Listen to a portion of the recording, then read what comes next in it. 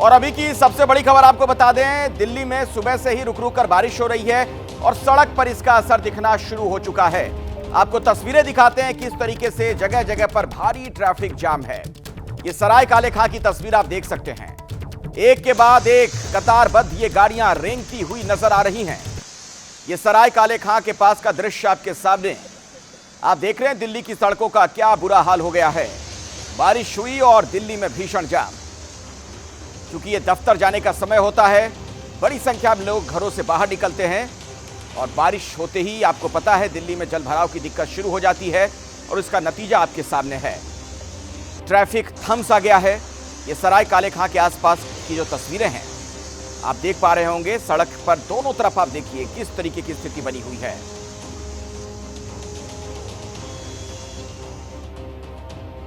आगे का एजेंडा में अभी की सबसे बड़ी खबर, राहुल गांधी जो अमेरिका के दौरे पर हैं, बीते 3 दिनों से वो बयान ऐसे दे रहे हैं जिससे यहां पर घमासान की स्थिति है। उन पर लगातार सवाल भी खड़ा हो रहा है और सबसे ज्यादा विवाद उनके आरक्षण वाले बयान पर हुआ। कल उन्होंने कहा कि अगर सबको समान मौका मिल जाए तो हम आरक्षण खत्म करने के बारे में सोचेंगे। राहुल ने सिर्फ आरक्षण पर ही नहीं बल्कि लोकतंत्र, चीन और जातीय जनगणना पर भी बयान दिए, जिन पर अब जमकर सियासत हो रही है। अब बड़ी खबर यह कि आरक्षण वाले बयान पर राहुल गांधी ने अपनी सफाई दी है। जिस तरीके से बवाल बढ़ गया था, आरक्षण वाले बयान पर राहुल गांधी की सफाई सामने आई कि मैं आरक्षण के खिलाफ नहीं हूं। बयान का गलत मतलब निकाला गया। आरक्षण की सीमा 50% से ज्यादा हम करेंगे। We feel very strongly that there is a very, very deep problem of participation, and we're going to address that problem. I don't see it as a Mandal versus Kamandal issue, and what we're saying is different than the idea of only reservations. What we're saying is we want a comprehensive understanding first of what's going on, and then we're going to apply a series of policies to correct it, reservation being one of them. Right. We've also said that we're going to, somebody misquoted me yesterday saying that I'm against reservations. I've been saying again and again and again, we're going to increase reservations beyond 50%, and I'm not against reservations. तो मैं बार बार कहता हूं कि आरक्षण को 50% से ज्यादा बढ़ाऊंगा, यह बात भी राहुल गांधी ने कही है। मैं आरक्षण के खिलाफ नहीं, बयान का गलत मतलब निकाला गया, यह कहना राहुल गांधी का। आरक्षण को लेकर जो बात उन्होंने कही थी उस पर बीजेपी हमलावर है और यह भी कहा गया बीजेपी की तरफ से कि दरअसल राहुल गांधी और कांग्रेस आरक्षण को खत्म करना चाहते हैं। ऐसे में अब राहुल गांधी की सफाई सामने आई है, तो आरक्षण पर जो रण की स्थिति बन गई उस पर राहुल की सफाई ये आई सामने कि मैं आरक्षण के खिलाफ नहीं हूं और बयान का गलत मतलब निकाला गया। राहुल गांधी की सफाई पर मायावती ने एक बार फिर से हमला किया। राहुल फिर गलत बयानी कर रहे हैं, यह कहा मायावती ने। 50% से ज्यादा वाली बात छलावा है। बीएसपी सुप्रीमो मायावती ने कहा कि स्वार्थ के लिए एससी, एसटी, ओबीसी की बात कर रहे हैं राहुल गांधी। कांग्रेस पिछड़ों के हित के खिलाफ है। कांग्रेस के षड्यंत्र से सतर्क रहें, यह भी मायावती ने बात कही है। तो कांग्रेस का दरअसल ये एक षड्यंत्र है, ये साजिश है। यह कहते हुए मायावती ने बड़ा हमला किया है राहुल गांधी पर, कांग्रेस पिछड़ों के हित के खिलाफ। राहुल गांधी की सफाई पर मायावती ने एक बार फिर से हमला बोला है और इस बार बहुत ही तीखे अंदाज में उन्होंने कहा कि राहुल गलत बयानी कर रहे हैं। 50% से ज्यादा वाली बात एक छलावा है। स्वार्थ के लिए एससी, एसटी, ओबीसी की बात कांग्रेस करती है, राहुल गांधी करते हैं। कांग्रेस पिछड़ों के हित के खिलाफ है। राहुल गांधी की सफाई गुमराह करने वाली गलत बयानी है, यह बात कही गई है बीएसपी सुप्रीमो मायावती की तरफ से। तो आरक्षण को लेकर जो बयान दिया था राहुल गांधी ने अमेरिका में, उसके बाद अपने देश में घमासान की स्थिति है। आप सुन रहे हैं लगातार चौतरफा उन पर हमला हो रहा है। बीजेपी की तरफ से भी कई बातें कही गई। अब आपको राहुल गांधी का आरक्षण को लेकर वो बयान सुनाते हैं जिसके बाद दरअसल ये सियासी घमासान तेज हुआ। राहुल ने कहा था कि सभी को समान मौका मिलने पर आरक्षण खत्म करने के बारे में सोचेंगे। The problem is that 90% of India is not able to play, right?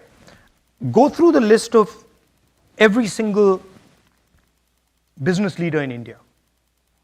and I've done it. Show me the tribal name. Show me the Dalit name.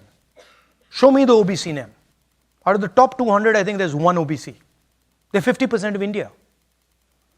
So we're not treating the symptom. That's the problem. Right? Now, it's not the only tool. There are other tools. But we will think of scrapping reservations when India is a fair place. And India is not a fair place. Now, that creates a problem. आइए मैं सीधे आपको लिए चलता हूं अपने दो सहयोगियों के पास। जैनेंद्र कुमार जो कांग्रेस की खबरें आप तक पहुंचाते हैं मेरे साथ मौजूद हैं, और नीरज पांडे बीजेपी से जुड़ा हर अपडेट आप तक पहुंचाएंगे, मेरे साथ मौजूद हैं। जैनेंद्र, दरअसल राहुल गांधी ने जो बातें कही आरक्षण को लेकर, जो मूल अवधारणा थी कि जब एक ऐसा समाज बन जाएगा जब सब कुछ समान हो तब खत्म किया जाएगा, क्योंकि आरक्षण जाहिर तौर पर अनंत काल के लिए तो लागू नहीं किया गया था, लेकिन राहुल गांधी की कही बात का जब जिस तरीके से मतलब निकाला जाने लगा, क्या ये एक बड़ी वजह रही कि उन्हें लगा कि कहीं नुकसान ना हो जाए, बैकफायर ना हो जाए कि वो सफाई दे रहे हैं? बिल्कुल अखिलेश, आरक्षण बहुत ही संवेदनशील विषय है भारत, खासतौर पे भारतीय राजनीति के रूप में। और राहुल गांधी जो पिछले काफ़ी समय से सामाजिक न्याय, संविधान आदि मुद्दों को लेकर काफ़ी आक्रामक रहे हैं, और जिसका लाभ भी उन्हें बीते लोकसभा चुनाव में उनके जरिए कांग्रेस पार्टी को, इंडिया अलायंस को मिला है। ऐसे में उनकी बात को जो जिस तरीके से पेश किया जाने लगा, 24 घंटे के अंदर राहुल गांधी ने सफाई दी, और जाहिर सी बात है कि उन्होंने स्वाभाविक तौर पर ये कहा कि वो आरक्षण के खिलाफ नहीं है, उनकी बात को गलत तरीके से पेश किया गया। और राहुल गांधी ने एक बार फिर से इस बात को दोहराया जो पिछले काफ़ी समय से, कुछ समय से कांग्रेस की मांग रही है कि आरक्षण की जो सीमा है 50%, उससे ज़्यादा उस सीमा को ख़त्म किया जाए और उस सीमा के आगे भी आरक्षण दिया जाए, और उसके लिए ज़रूरी है जाति जनगणना। तो राहुल गांधी को साफ तौर पर इस बात का एहसास हुआ कि उनकी बात को जिस तरीके से पेश किया जा रहा है उससे उन्हें राजनीतिक नुकसान हो सकता है, और ख़ासतौर पर वो फसल जो पिछले समय में, कुछ समय में उन्होंने बोई है, उस पर नुकसान हो सकता है। यही वजह है कि 24 घंटे के अंदर राहुल ने सफाई दी और दो टूक कह दिया कि वो आरक्षण के खिलाफ नहीं है, बल्कि वो तो 50% जो सीमा है उसके ऊपर आरक्षण को ले जाने के पक्षधर हैं। और कल कांग्रेस ने भी यही बात कही थी कि राहुल गांधी की बात को गलत तरीके से पेश किया जा रहा है, समझा नहीं गया उनकी बातों को, राहुल गांधी ने कुछ भी गलत नहीं कहा है। अखिलेश, बिल्कुल। नीरज, बीजेपी बहुत ज्यादा हमलावर हो गई थी। कल हम लोगों ने देखा कि रविशंकर प्रसाद ने तो बाकायदा बीजेपी हेडक्वार्टर पहुंच के एक पीसी भी कर दी थी, प्रेस कॉन्फ्रेंस भी। क्या यह बड़ी वजह रही कि राहुल गांधी को बैकफुट पर आना पड़ा, सफाई देनी पड़ी? देखिए, राजनीति में हर बयान का अपना मतलब होता है। परसेप्शन की लड़ाई में ही भारतीय जनता पार्टी और कांग्रेस दोनों बयानबाजी करते हैं। आरक्षण एक बहुत महत्वपूर्ण मुद्दा है, ये भाजपा भी जानती है और कांग्रेस भी जानती है। इसी परसेप्शन में लोकसभा चुनाव में राहुल गांधी और विपक्ष के सारी पार्टियां एक माहौल बनाई पूरे देश में कि आरक्षण खत्म हो जाएगा। आज उसी बयान में खुद राहुल गांधी लपेटे में आ गए हैं और भाजपा ने उसे लपक लिया, और भाजपा ने यहाँ तक कह दिया कि कांग्रेस के जो पूर्व नेता हैं, चाहे वो राजीव गांधी रहे हों, चाहे इंदिरा गांधी रहे हों, उनके सबके पुराने बयानों को भी भारतीय जनता पार्टी ने रिकॉल किया कि सबकी मंशा यही थी कि आरक्षण इस देश से खत्म कर दिया जाए, आरक्षण को पूरी तरह समाप्त कर दिया जाए, और राहुल गांधी भी यही मंशा। अब ये जैसे ही डैमेज कंट्रोल हुआ, राहुल गांधी ने अपने बयान को तुरंत पलटा और अपने बयान को एक तरह से उन्होंने सही साबित करने की कोशिश की कि हमारा मतलब ये नहीं था कि आरक्षण खत्म कर दिया जाएगा, हमारा मतलब ये था कि आरक्षण जब सारी व्यवस्था समान हो जाएगी तब खत्म किया जाएगा, और हम तो आरक्षण को 50% से ऊपर ले जाने की फिराक में हैं। और आप देखिए, जैसे ही उनका बयान आया, मायावती का भी एक ट्वीट आ गया। तो दरअसल इस पूरे मसले में भाजपा भी ये बात जानती है कि राहुल गांधी ने ये बात बोलकर अपने आप को ही उस चक्रव्यूह में फंसा दिया जहां से वो। और एक और बड़ी खबर आ गई है, राहुल की इल्हान उमर से मुलाकात पर बीजेपी ने सवाल खड़े किए हैं। निशिकांत दुबे ने पोस्ट कर राहुल गांधी पर सवाल उठाए। राहुल ने अमेरिका में सांसद इल्हान उमर से मुलाकात की थी। मोदी के अमेरिकी संसद में संबोधन का इल्हान उमर ने विरोध किया था, आपको याद दिला दें। तो निशिकांत दुबे ने देखिए क्या लिखा है, क्या कहा है। लाल घेरे में यह महिला अमेरिका में डेमोक्रेटिक पार्टी की नेता इल्हान उमर है। खालिस्तान तथा कश्मीर अलग देश बनाने का लगातार समर्थन करती है। अभी अमेरिका में राहुल गांधी जी इसी एजेंडे के लिए समर्थन जुटा रहे हैं। तो निशिकांत दुबे की तरफ से ये बातें लिखी गई। अमेरिका में राहुल गांधी जी इसी एजेंडे के लिए समर्थन जुटा रहे हैं, यानी खालिस्तान और कश्मीर अलग देश बनाने का समर्थन करने वाली ये नेता हैं। और ऐसे में ये बातें निशिकांत दुबे की तरफ से लिखी गई हैं। कुल मिलाकर नीरज, ऐसा लग रहा है कि एक और मौका बीजेपी को बैठे बिठाए मिल गया है राहुल को घेरने का। देखिए, निश्चित रूप में जो ऐसे तमाम तत्व हैं जो भारत विरोधी बात करते रहे हैं, वो इंटरनेशनल मंचों से भारत के विरोध में बात करते रहे हैं या नरेंद्र मोदी के विरोध में बात करते रहे हैं, भारतीय जनता पार्टी निश्चित रूप में उसके लिए वो राजनीतिक मुद्दा है। आज जो निशिकांत दुबे ने ट्वीट किया है इल्हान उमर की फ़ोटो वाला, जिसमें राहुल गांधी खुद खड़े हैं, ऐसे लोगों से यदि मुलाकात होती है तो निश्चित रूप में भाजपा उस पर सवाल खड़े करे, क्योंकि अब आप केवल कांग्रेस के नेता ही नहीं हैं बल्कि इस देश में लीडर ऑफ अपोजिशन भी हैं। ऐसे में जो व्यक्ति इस देश में अलग कश्मीर बनाने की डिमांड करता रहा हो, लंबे समय से उस पर एक मोमेंटम खड़ा करने की कोशिश करता रहा हो, और उसमें राहुल गांधी की उससे मुलाकात हो रही है, बैठक हो रही है, फोटो सामने आ रही है, तो सवाल तो बनेंगे ही। और निशिकांत दुबे ने वही सवाल खड़े किए। और अभी तो आप देखिएगा अखिलेश, मैं आपको कह रहा हूँ, थोड़ी देर में हो सकता है अगले 1-2 घंटे में भारतीय जनता पार्टी एक बड़ी प्रेस कॉन्फ्रेंस करे और इस दोनों मुद्दों को, ना सिर्फ इल्हान उमर के मुद्दे को बल्कि उनके जो बयान 50% से ज़्यादा आरक्षण वाले बयान को भी, दोनों मुद्दों पर भारतीय जनता पार्टी अपना पक्ष भी रखेगी और सरकार राहुल गांधी घेरने का प्रयास भी करेगी। जी जी, चलिए, बहुत बहुत धन्यवाद आप दोनों का। आगे भी आपसे हम बातचीत करेंगे। हिमाचल प्रदेश की राजधानी शिमला में अवैध मस्जिद का जो विवाद गहराया है, उससे जुड़ी एक बड़ी खबर अब बता दें दर्शकों को। आज शिमला में हिंदू संगठनों ने प्रदर्शन किया है। तो अभी की बड़ी खबर आपको बता दें, पिछले काफी दिनों से इस मामले में आप देख रहे हैं किस तरीके की हलचल वहां नजर आ रही है। हिमाचल प्रदेश की राजधानी शिमला में अवैध मस्जिद का जो विवाद है वो बहुत ज्यादा गहराता जा रहा है। हिंदू संगठनों ने आज भी वहां पर प्रदर्शन किया है। बहुत ज्यादा वहां पर तनाव की स्थिति बनी हुई दिख रही है और प्रशासन हर चीज को देख रहा है। प्रशासन ने अगर धारा लगाई है तो निश्चित रूप से कोई किसी प्रकार का प्रदर्शन ना और पीसफुल प्रदर्शन हो, उसके लिए किसी को कोई मनाही नहीं है।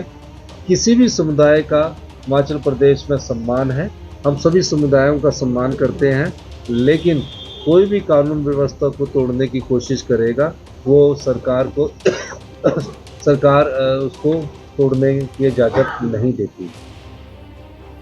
आइए सीधे मैं आपको शिमला लिए चलता हूं। सचिन मेरे सहयोगी वहीं पर मौजूद हैं। सचिन, आज क्या स्थिति है, क्या आप देख पा रहे हैं, किस तरीके के हालात आप वहां पर महसूस कर पा रहे हैं? जी अखिलेश, हिंदू संगठनों का आज संजौली मार्च का आह्वान है।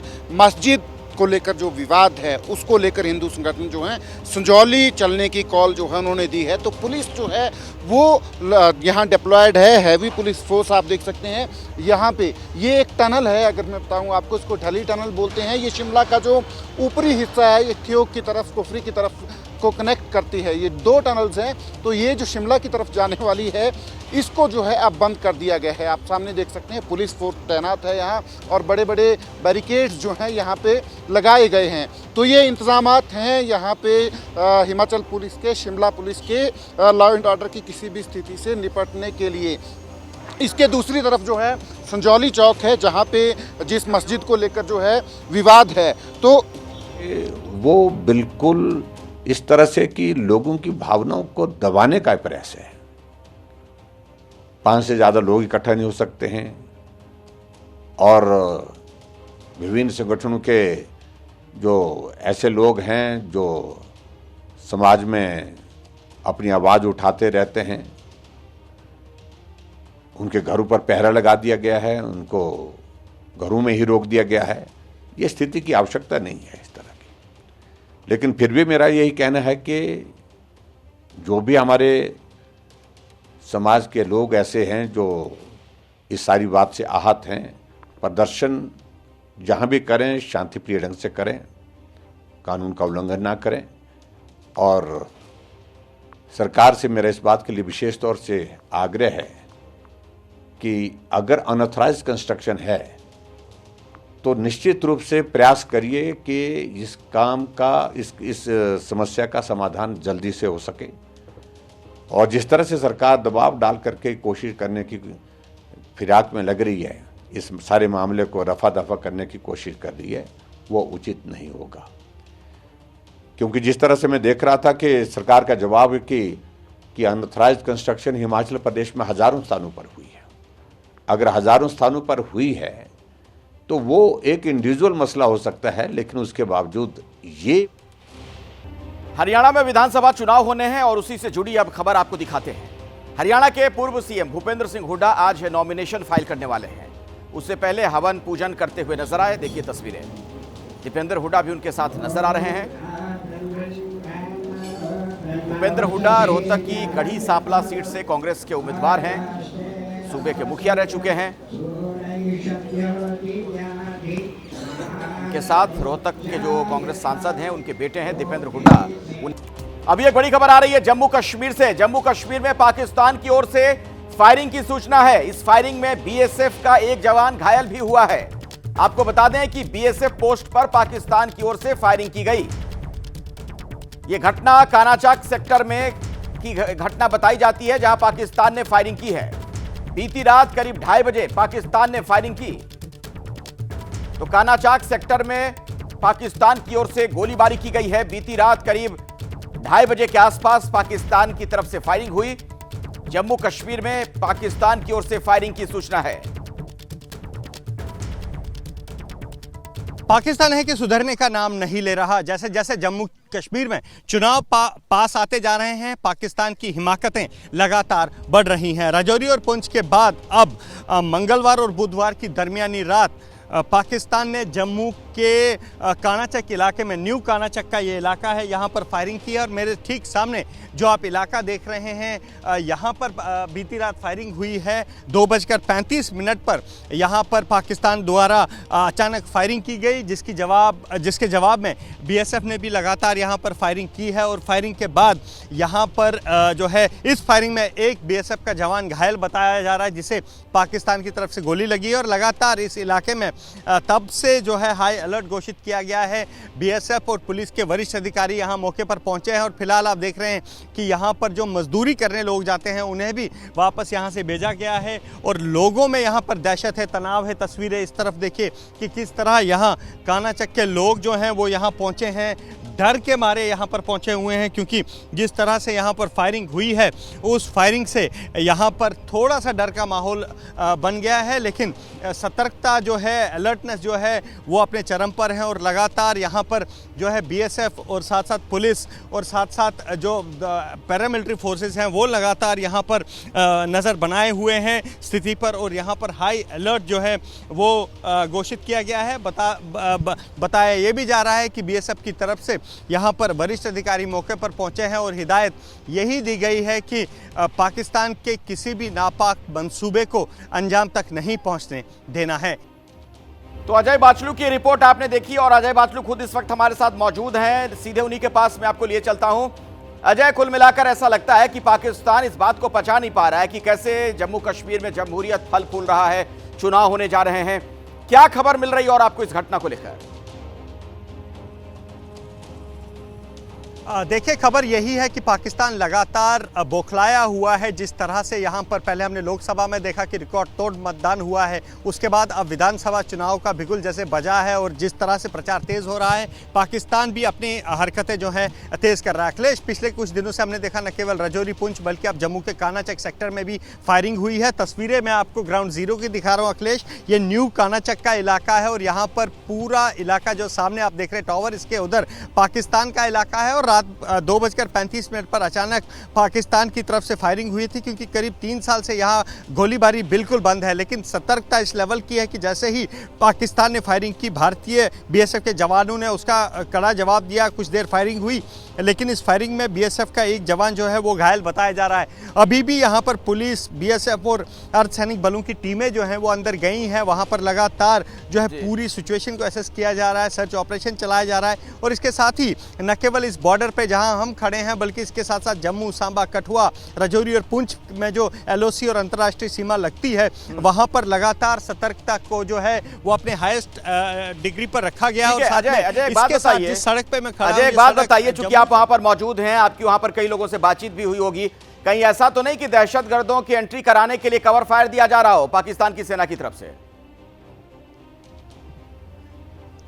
देखिए, इस बात से भी इनकार नहीं किया जा सकता है, क्योंकि हाँ, अभी हमने 2-3 दिन पहले देखा राजौरी में भी इसी तरह फायरिंग हुई थी और उस फायरिंग के आड़ में पाकिस्तान ने दहशतगर्द भेजे थे। उनमें से 2 दहशतगर्दों को जो है भारतीय सेना ने मार गिराया था। तो ऐसे में कोई फिलहाल इस बात को रूल आउट नहीं किया गया। अखिलेश, जो सवाल आप कर रहे हैं कि क्या पता ये कवर फायर हो और यहाँ से इन्फिल्ट्रेशन, घुसपैठ की कोशिश हो, लेकिन उसी सिलसिले में अखिलेश यहाँ पर वरिष्ठ अधिकारी लगातार पहुंचे हैं। सर्च ऑपरेशन चलाया जा रहा है, पूरे इलाके को खंगाला जा रहा है। मीडिया, आम लोगों और जो मजदूर यहाँ पर खेतों में काम कर रहे हैं उन्हें भी आगे जाने से रोका जा रहा है और लगातार यहाँ पर व्यापक सर्च ऑपरेशन चलाया जा रहा है ताकि इस बात का पता लगाया जा सके कि इस फायरिंग की आड़ में कहीं कोई घुसपैठिया जो है वो भारतीय सीमा में दाखिल तो नहीं हुआ है। जी अखिलेश, शुक्रिया इस जानकारी के लिए जय आपका। खबर पर आप नजर बनाकर रखिए। और अब अगली खबर, बारिश से जहां कई जगहों पर जनजीवन अस्त व्यस्त हो गया, वहीं अव्यवस्थाओं का असर खेल पर भी पड़ा है।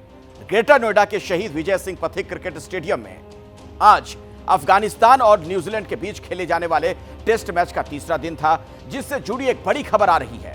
अफगानिस्तान बनाम न्यूजीलैंड टेस्ट मैच पर फिर पानी फिर गया। लगातार तीसरे दिन भी नहीं शुरू हो पाया है मैच। मैदान गीला होने के चलते आज भी मैच नहीं होगा। दोनों टीमों के खिलाड़ी स्टेडियम नहीं पहुंचे हैं। ग्रेटर नोएडा के स्टेडियम में यह मुकाबला होना था। हमारे सहयोगी जीएस विवेक की एक रिपोर्ट आपको दिखा देते हैं। अफगानिस्तान न्यूजीलैंड टेस्ट मैच का आज तीसरा दिन है और आप देख सकते हैं कि हालात फिलहाल कैसे हैं यहाँ पर ग्रेटर नोएडा के क्रिकेट स्टेडियम में।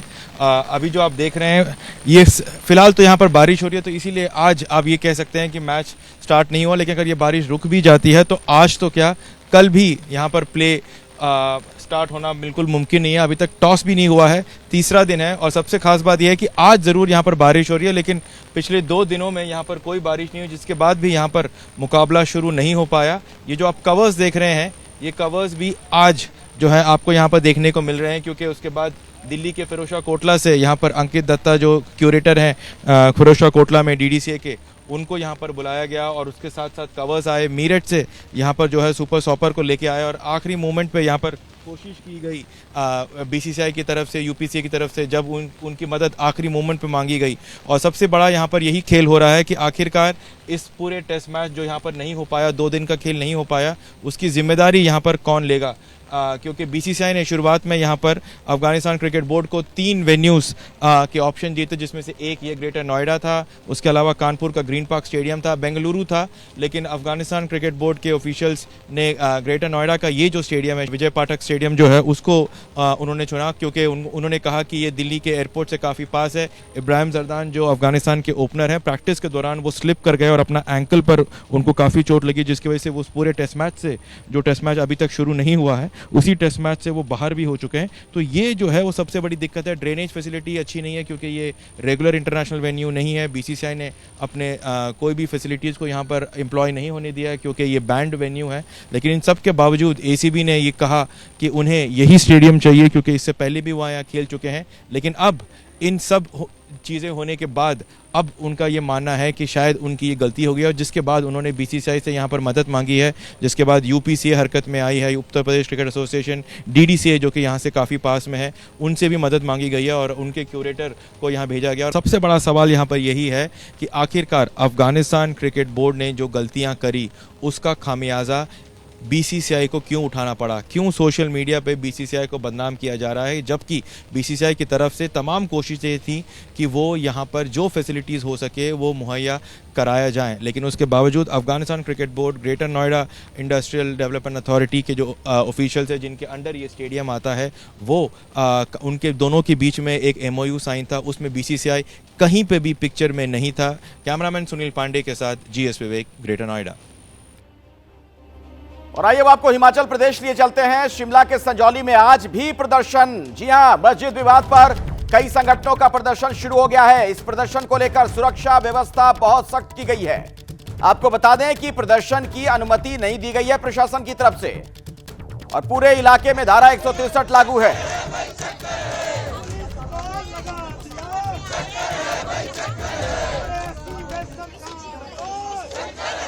आप देख रहे हैं प्रदर्शनकारी जमा हो गए हैं वहां पर और लगातार नारेबाजी की जा रही है।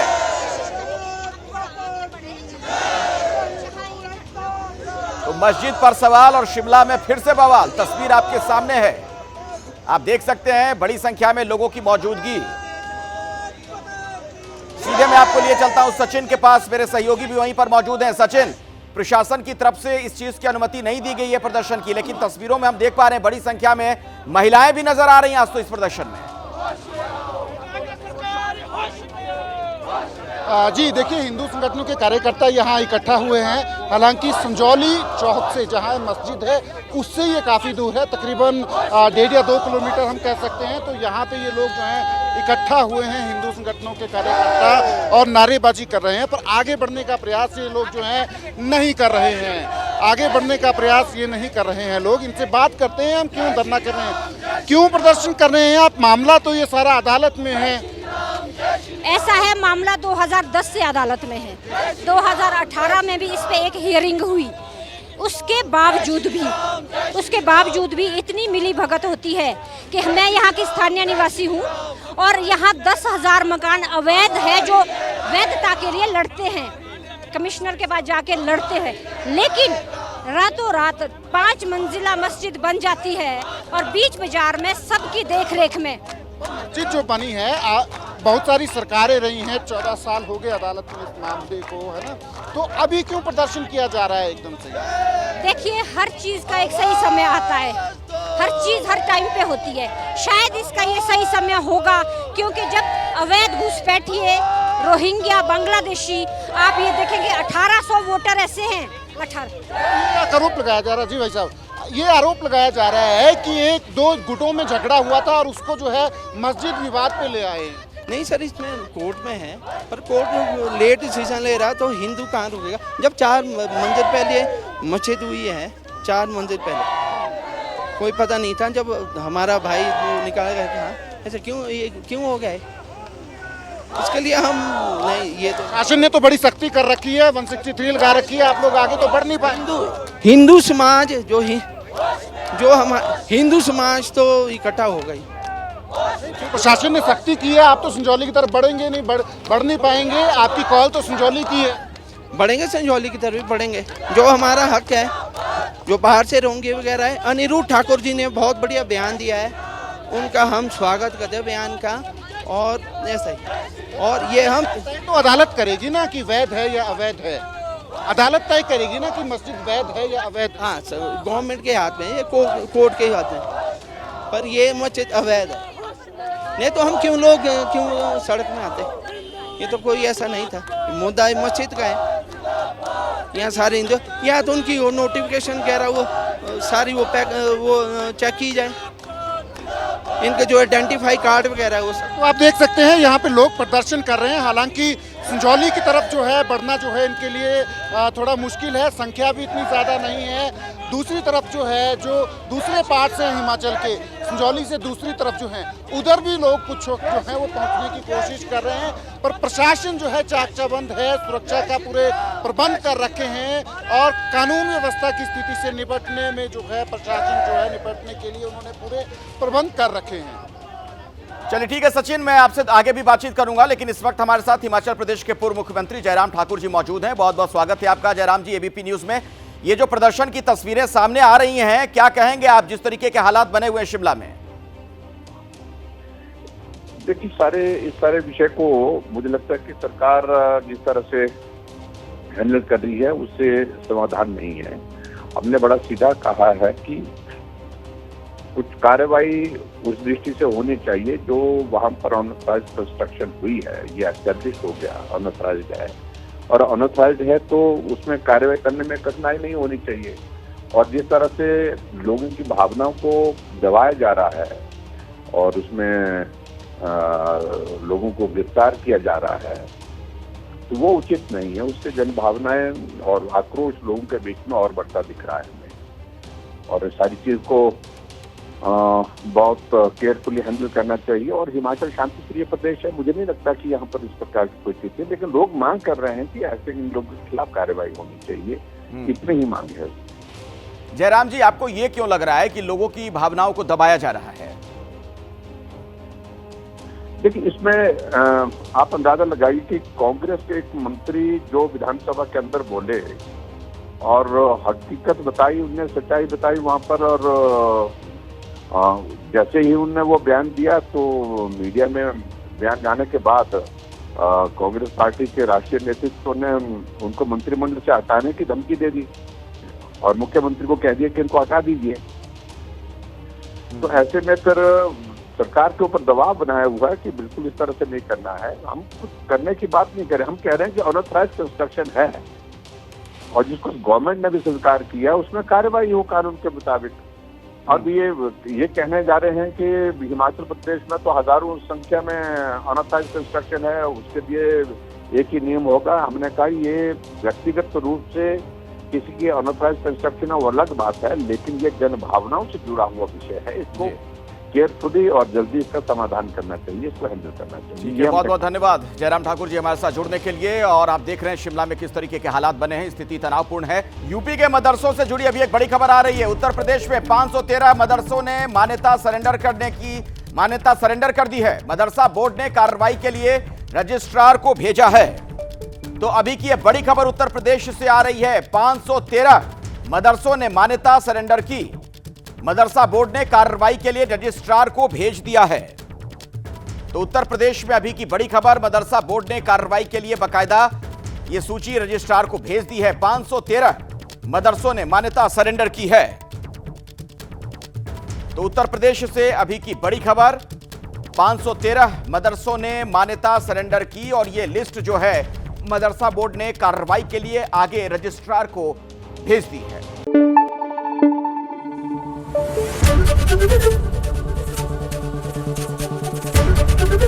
एबीपी न्यूज आपको रखे आगे।